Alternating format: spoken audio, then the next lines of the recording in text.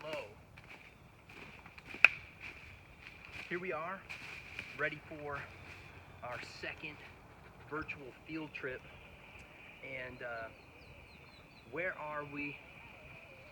We are at Island Lake State Rec Area. Now this is a state rec area. Now rec areas are different than parks in a few different ways. Rec areas, they allow for more recreational activities. Like in some rec areas you can actually go hunting, usually open to biking. This place right here is known for its biking in southeast Michigan. But some of the things that we're going to be talking about today is we're going to be talking about forest ecosystems. We might talk about camouflage. Okay, I might try and find some animals that are very well camouflaged that would be harder to see from a distance. Okay, most likely we'll find some insects. All right, but I'm excited to do another virtual field trip with you. Hopefully you like the first one. Hopefully you like this one. All right, let's do it.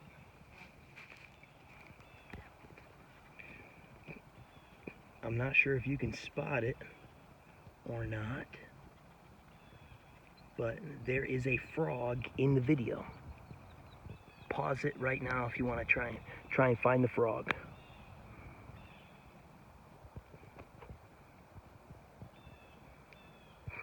So just as I was walking out from the spot where I just took the video, I noticed this wood frog. Can you see it in the bottom left of the screen? It blends in really well with the leaves. Okay, called a wood frog because it's in the woods. All right.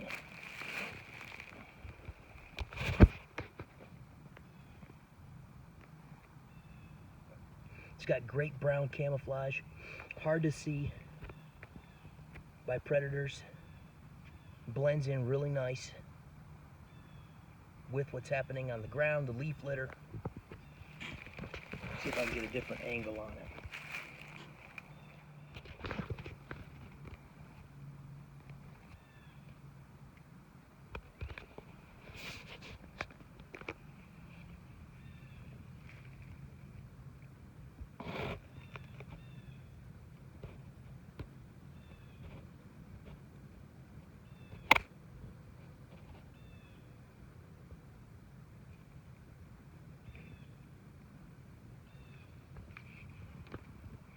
Other great components about a forest ecosystem are rotting logs.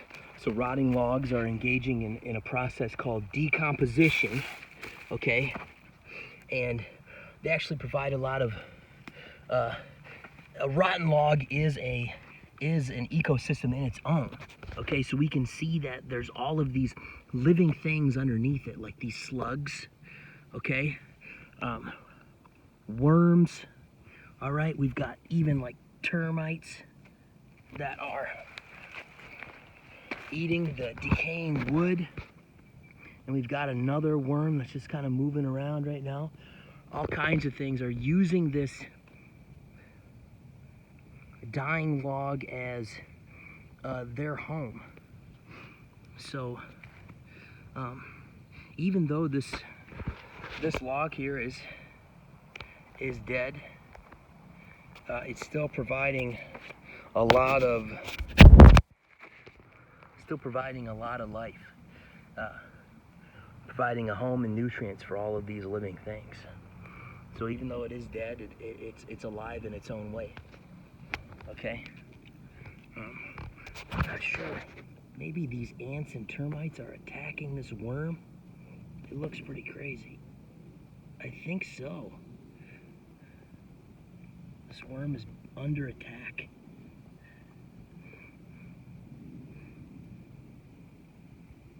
That's pretty wild. There's all these slugs. You can even see a millipede right here. Or a roly-poly, not a millipede.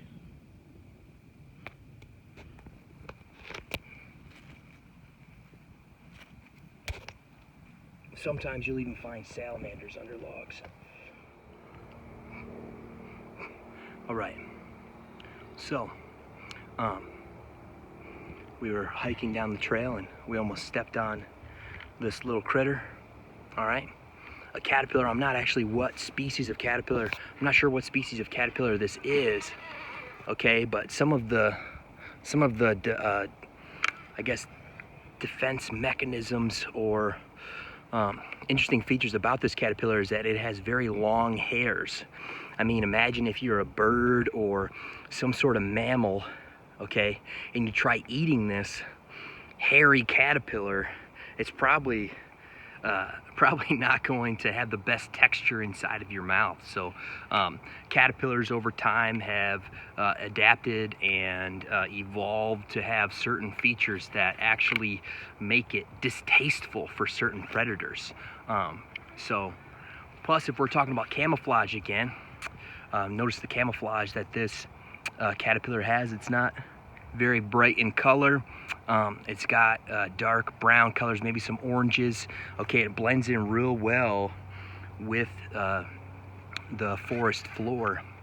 So you can actually, the only reason why we saw this little critter was because it was actually moving across the trail. Okay, maybe I'll try and ID this later for you all and tell you what kind of butterfly or moth it turns into.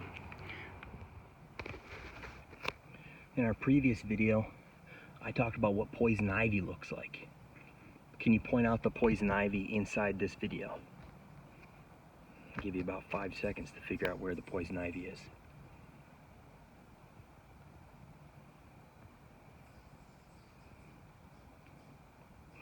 If you said that this is the poison ivy, well, that's not right. This is the poison ivy right here.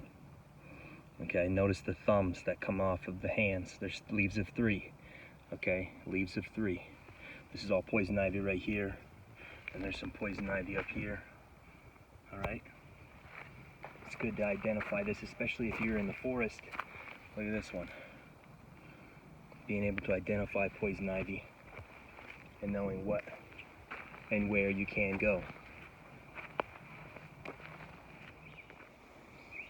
For the next minute or so, I want you to try and identify the different sounds that are happening in this area. Are they being produced by the same creature? Are they being produced by different creatures? Okay, think about what different sounds you're hearing.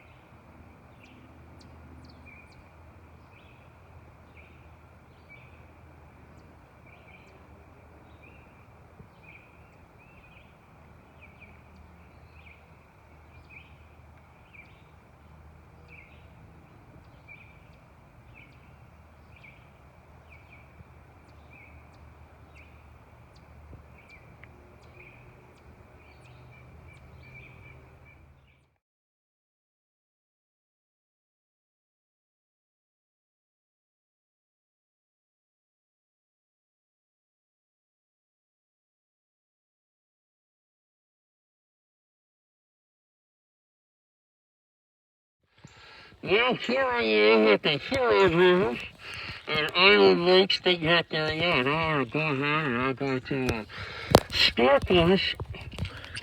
Sorry. I'm here behind me is the Huron River, and I'm going to snorkel down just a small section of it, and I'm going to see what kind of wildlife we can see, some sort of aquatic wildlife. I got my phone in a waterproof case, got my snorkel on.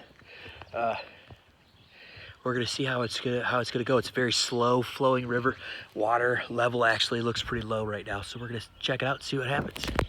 All right, this is where I'm gonna go in at. You can see some damselflies up on the side of them. Look at this. These look like turtle eggs that are off the side. Oh, you can see more back here. So turtles will actually lay their eggs on land and they'll hatch and they'll be right here by the water. Okay.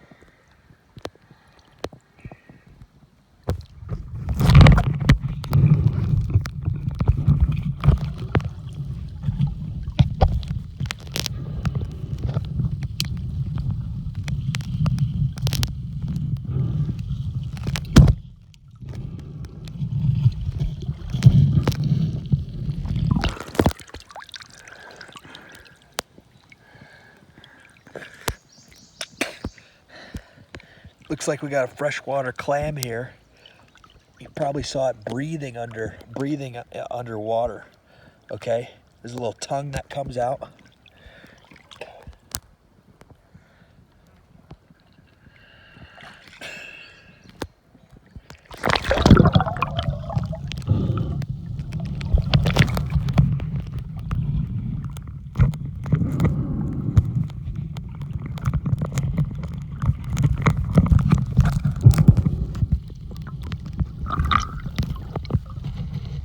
There's so much broken glass inside this river. Tons of glass bottles all over the ground. Unfortunately, I don't have any kind of way of transporting these out of here, and I'd probably be here for a good hour or more if I were to specifically spend time picking up all the trash inside this river. That's why it's always important, if you're out kayaking, out canoeing in water like this, or if you're near a body of water, make sure you're actually cleaning up after yourself.